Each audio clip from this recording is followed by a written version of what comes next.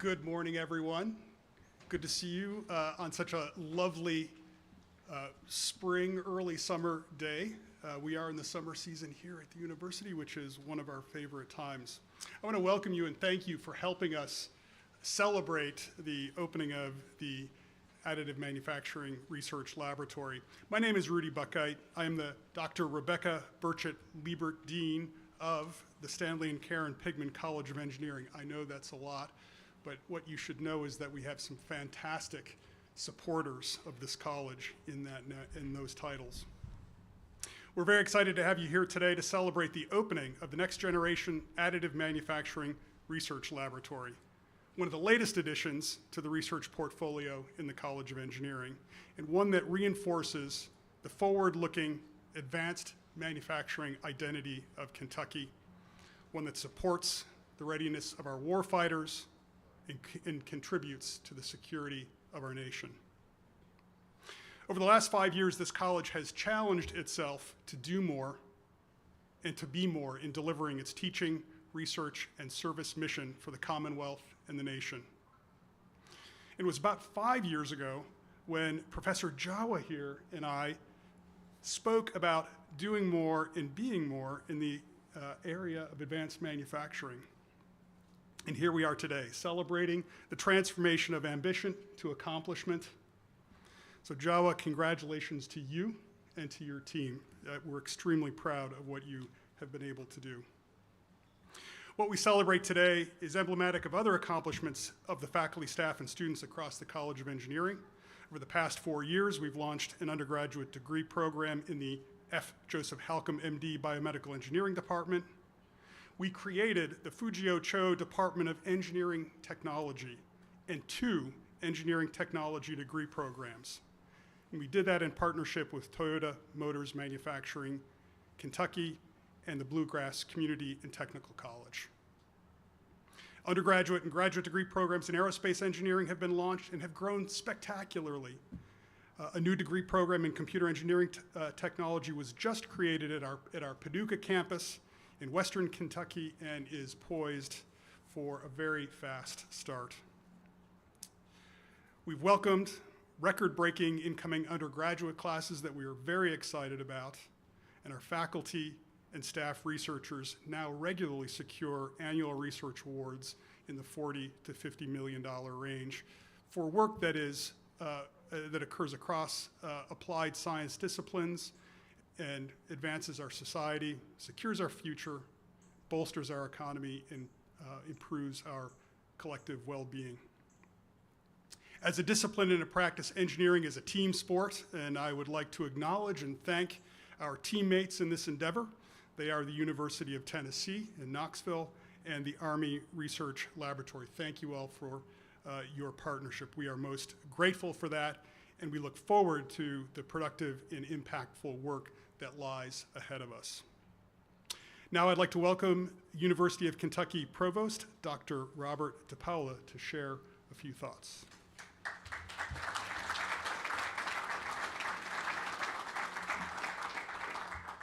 Thank you, Dean Buckite, and thank you all for being here. Today, we certainly celebrate a vital partnership between the United States Department of Defense and the University of Kentucky. As a university, we are dedicated, as you all know, to advancing our Commonwealth through research and innovation. This partnership enables us to secure Kentucky's place as a key contributor in the nation's defense infrastructure and creates significant opportunities for economic development in our state. UK recently achieved a 6-year graduation rate of 70%. That's actually placing us in the top 20% of all 4-year public institutions in the nation. We have approximately $470 million research and development enterprise that supports more than 4,600 jobs and generates more than $870 million in economic activity across the Commonwealth. We also recently moved with plans for the acquisition of St. Clair Healthcare in Moorhead, a move that, coupled with UK's additional acquisition of the Ashland-based King's Daughters will expand our capacity to provide high-quality care for Kentuckians closer to home. And last month, we broke ground on a new UK cancer and advanced ambulatory building, a 550,000 square foot facility that will be the home of the UK Markey Cancer Center, Kentucky's only National Institute designated comprehensive cancer center. A comprehensive spine center as well in the facility, and an ambulatory surgery space and other outpatient services, helping bring together multidisciplinary expertise and collaboration under one roof to help accelerate innovation in care for our patients. All of these efforts take place on one campus. UK is one of only 8 institutions with a full complement of liberal arts, engineering, professional, agricultural, and medical colleges and disciplines on one contiguous campus. Our 17 colleges, libraries, and graduate school, along with our academic medical center, are able to collaborate closely on innovative solutions to the most pressing issues Kentuckians face.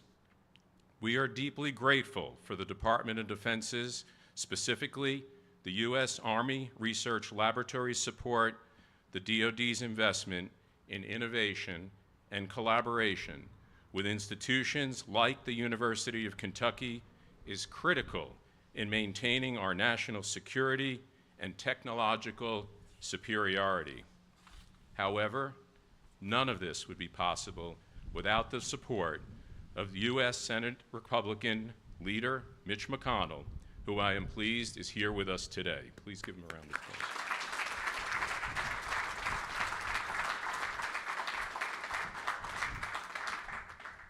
Senator McConnell worked tirelessly to secure this funding so we can continue strengthening our regional and national economies as Kentucky's land-grant institution.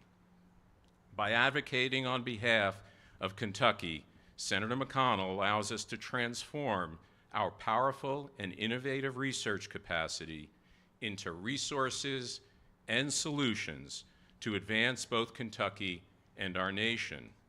Thank you, Senator McConnell, for delivering the resources UK needs to continue serving this great Commonwealth and our country. And I thank you again for joining us here today. I now have the distinct pleasure of introducing our next speaker, Dr. Lisa Cassis. As UK's Vice President for Research, she has led the university's research enterprise since June of 2015. She oversees research proposal development, grants and contracts administration, human subjects protection, 13 multidisciplinary research centers and institutes, and 6 core facilities. Dr. Cassis, I'm going to turn the podium over to you. Thank you.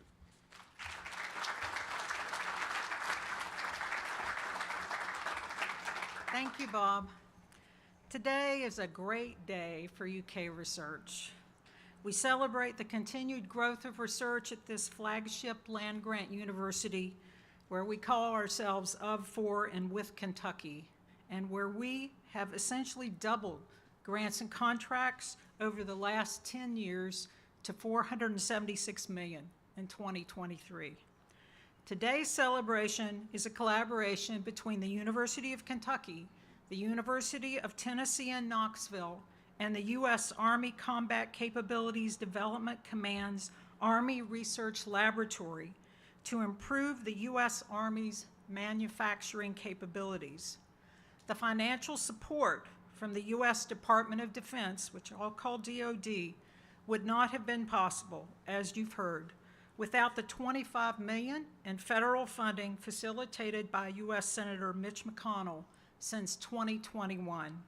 I join my colleagues in thanking you, Senator McConnell, for your continuous support and your faith in UK's ability to deliver results and your continued work to secure Kentucky's place in the nation's defense infrastructure. I also want to recognize the leadership of UK President Eli Capilouto and Dean Rudy Buchheit in fostering partnerships for research and innovation to address our nation's security needs.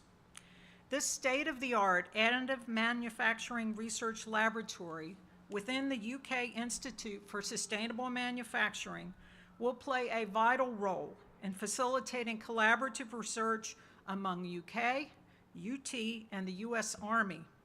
The research laboratory consists of UK knowledge leaders in novel materials, modeling, and advanced manufacturing, where our team will collectively work with the DoD to produce the first structural load-bearing component to be used in DoD and commercial aviation sectors of the US, where they will develop advanced models to predict how Army vehicles will perform in long-duration sustained hypersonic flight. Well, they will work with the Army Research Laboratory to advance our understanding of carbon composite materials at ultra-high temperatures, and where they will develop novel additive processes to create ultra-high temperature smart materials for structural health monitoring and hypersonic applications. As our collective goal is to advance Kentucky, this research collaboration will have direct regional economic development impact, and it will do so by developing multiple research consortia with regional industry collaborators within the Kentucky-Tennessee Economic Corridor. Support solid-state additive manufacturing research that has the potential to transform local and regional economies, leading to new companies and new jobs. And by developing breakthrough technologies in flash steel processing for the DoD and commercial applications, supporting construction of a multi-million-dollar flash steel manufacturing facility in Middleborough, Kentucky in 2022, with the creation of over 250 high-paying jobs. It is my pleasure to introduce Dr. I.S. Jawahir, who is spearheading this transformational effort at UK. He is the James F. Hardiman Chair in Manufacturing Systems and Director of the Institute for Sustainable Manufacturing at the Stanley and Karen Pigmid College of Engineering. Dr. Jawahir joined the UK faculty in 1990, where he has been awarded more than $25 million as principal investigator on grants and contracts, with an additional $2.3 million as co-investigator on federal and industry-sponsored research projects. Please join me in welcoming Dr. Jawahir.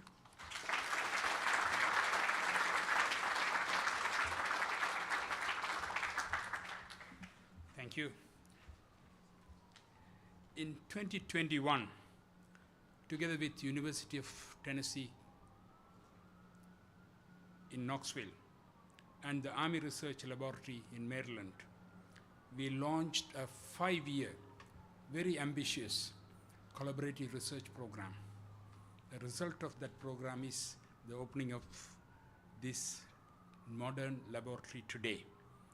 And this 5-year grant, we aimed at $50 million for 5 years, directed towards improving US manufacturing capabilities. Our project within the collaborative effort that is titled Next Generation Materials and Processing Technologies was driven by our vision to develop novel material processing and manufacturing technologies to produce functionally superior products and components for Department of Defense as well as for commercial applications. In order to do this, the groundbreaking work, we needed space and we needed best-in-class equipment. And so the Next Generation Additive Manufacturing Research Laboratory was born. That's where we are now. This nationally unique research lab is perhaps the most advanced collection of additive manufacturing machines and systems and tools, along with the supporting infrastructure in an academic setting. And these new technologies give UK research team and research partners, including several industry partners who are here in this opening ceremony,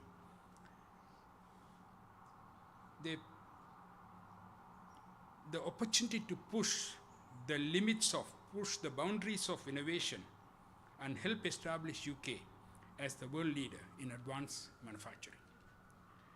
Our research program is focused on three primary areas: advanced additive manufacturing, novel material development, and modeling and manufacturing processes for extreme environments, including hypersonic applications. As we provide advanced training and education to undergraduate and graduate students in these areas, they return the expertise to the workforce. We help grow next generation manufacturing regionally, nationally, and even internationally. Through this new lab, we will produce leaders in the field and lead the nation in advanced additive manufacturing technologies. Thank you.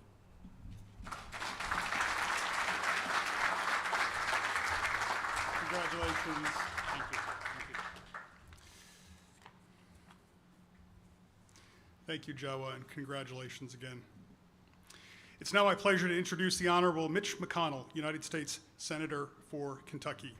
Leader McConnell.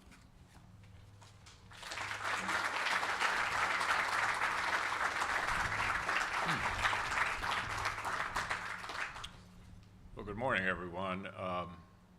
As was mentioned, I've been the leader of my party in the Senate for a long time. Actually, I ended up longer than anybody in American history. So I've got a question from somebody recently that I think pretty well summed this sort of thing up.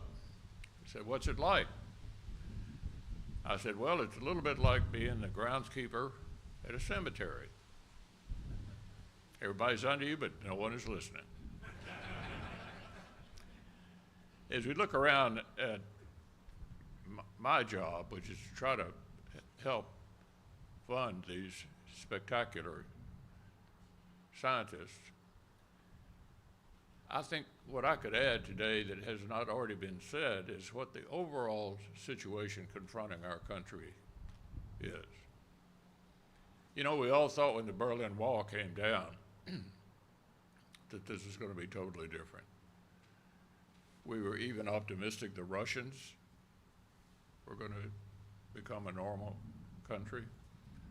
We were certainly aware of the commercial competitor the Chinese are, and they're really good at that, but they had not yet become a national security problem. And we weren't sure the Russians were going to be what they used to be.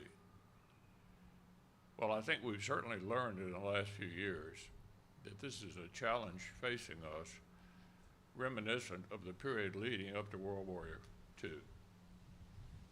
And every country, including our own, is always, if you ask the question, where should we be spending our money and applying our minds and interests to, they'd always say at home, because it's hard to explain frequently what's in our best interest is going on somewhere else. So up to the present, I think we have the same old Russia we used to have when they called themselves something different.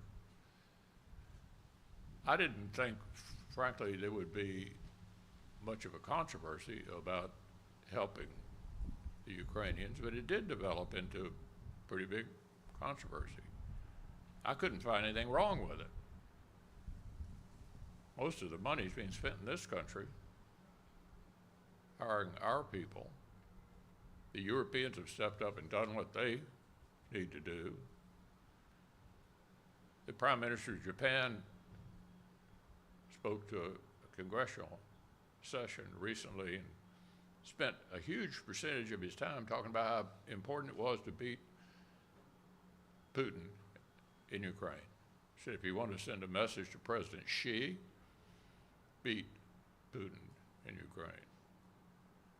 So the message I wanted to leave with you is it hadn't sunk in yet at home, but this is a very, very dangerous period we're in. We have two big power competitors, Russia and China, a sort of satellite state, Iran, all working together against the democratic parts of the world. So this is extremely important, and what you see here today is an example of what we need to do, which is to rebuild our industrial base. We sort of took a holiday from history for a while, and our allies in Europe did as well, but we're awake now. And this redoing of our industrial base and increasing defense spending.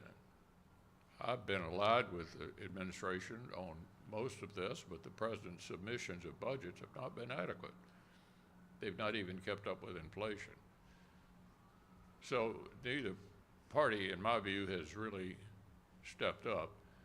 And this is a part of how I intend to spend the next 2 years, using whatever influence I may have to help America understand that we need to increase defense spending. We need to improve our industrial base to get ready for the long-term competition that lies ahead of us.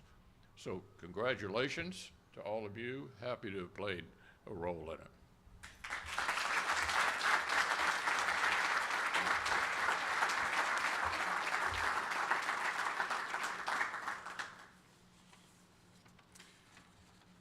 Thank you, Leader McConnell. We were inspired by the example of your leadership, and we accept the challenge to do the very best we can with this facility, enabled by the resources you have been able to make available to us. I now invite everyone to join us for a cutting of the ribbon, which is going to happen right here, and after that, the laboratory will be open for everyone to have a look and take some tours. So, party, if you would, we'll step over to the ribbon and do the cutting.